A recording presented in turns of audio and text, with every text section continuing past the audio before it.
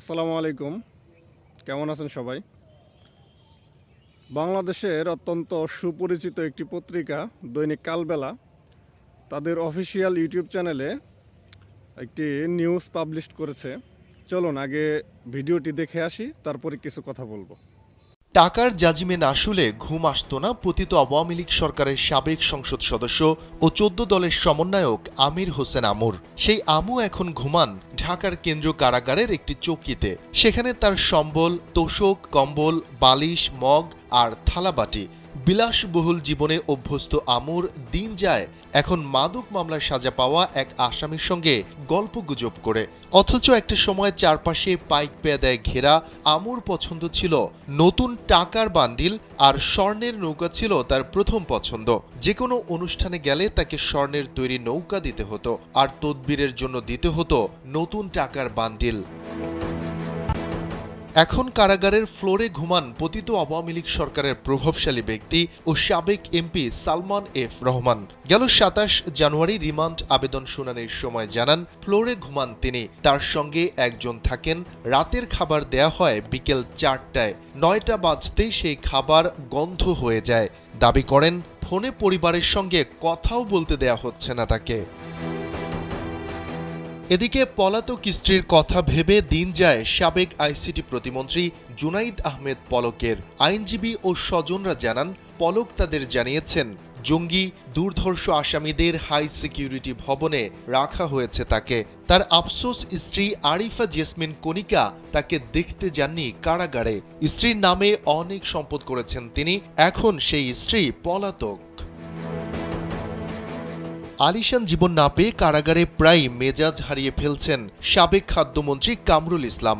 বারবার মাথা গরম হয়ে যায় তার। কারারক্ষী সহ সবার সঙ্গে করেন চিৎকার চেঁচামেচি। জেল কোড অনুসারে তার কাজের সহায়তার জন্য দেয়া হয়েছে একজন সাধারণ কয়েদি। তার সঙ্গেও চাকর বাকরের মতোই রাগ ঝাড়েন। এটা নিয়ে কারাগারের কয়েদিদের মাঝে ক্ষোভ ও বিভিন্ন সময় হাস্যরস দেখা যায়। অনেকেই তাকে পাগল রাজাও বলে ডাকেন। হাসিনা সরকারের পতনের পর সদরঘাট সংলগ্ন বুড়িগঙ্গা নদী থেকে অত্যন্ত নাটকীয় অবস্থায় গ্রেপ্তার হন সাবেক আইনমন্ত্রী আনিসুল হক।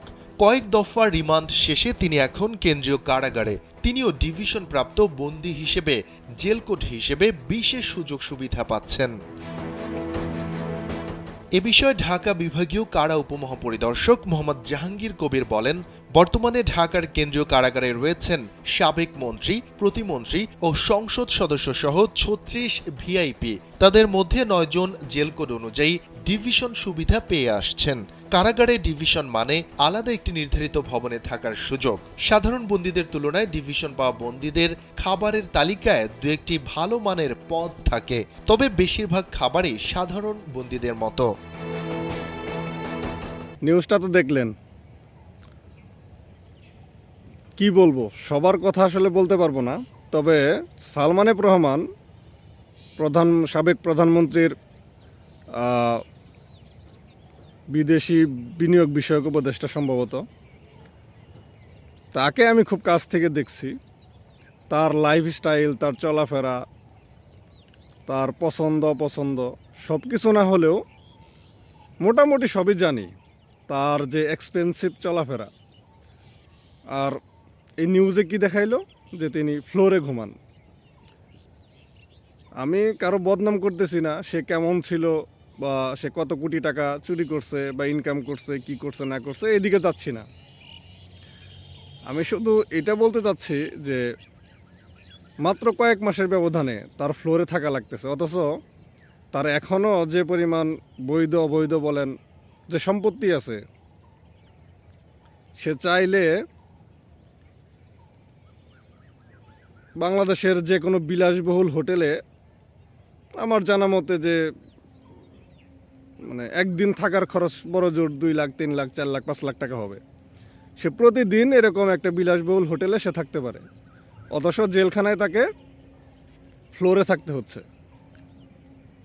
আসলে টাকা থাকলেই যদি মানুষ সুখী হইতো, তাহলে পৃথিবীতে এত টাকাওয়ালা মানুষরা আত্মহত্যা করতো না।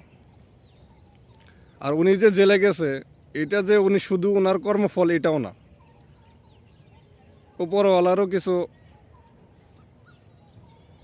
নিয়তি লিখিত থাকে, সেই নিয়তির ফলে হয়তো বা তিনি ভোগ করতেছেন। তো এই ভিডিও থেকে আসলে সবারই শিক্ষা নেওয়া উচিত। সবাই ভালো থাকবেন। আসসালামু আলাইকুম।